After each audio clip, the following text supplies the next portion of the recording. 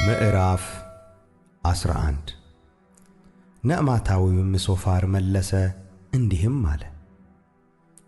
በውኑ ለቃል ብዛት መልስ መስጠት አይገባምን? ወይስ ተናጋሪ ሰው እንደ ጻድቅ ይቆጠራልን? ትምክህትስ ሰዎችን ዝም ያሰኛቸዋልን? ብትሳለቅስ የሚያሳፍርህ የለምን? አንተ ትምህርቴ የተጣራ ነው፣ በዓይንህም ፊት ንጹሕ ነኝ ትላለህ።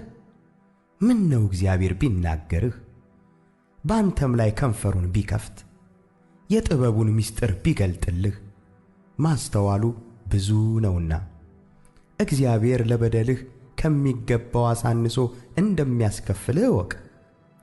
የእግዚአብሔርን ጥልቅ ነገር ልትመረምር ትችላለህን?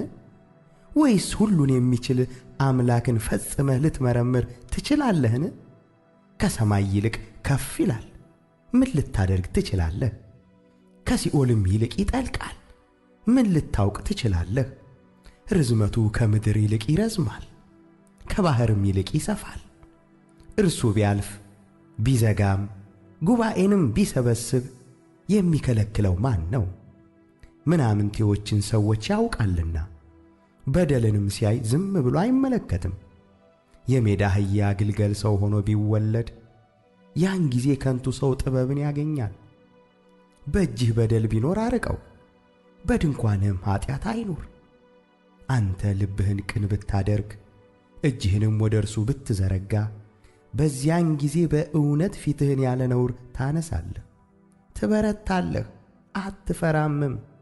መከራህንም ትረሳለህ፣ እንዳለፈ ውሃ ታስበዋለህ። ከቀትር ይልቅ ሕይወትህ ይበራል፣ ጨለማም ቢሆን እንደ ጠዋት ይሆናል። ተስፋም ስላለህ ተዘልለህ ትቀመጣለህ፣ በዙሪያህም ትመለከታለህ፣ በደህንነትም ታርፋለህ። ትተኛለህ፣ የሚያስፈራህም የለም። ብዙ ሰዎችም ልመና ያቀርቡልሃል።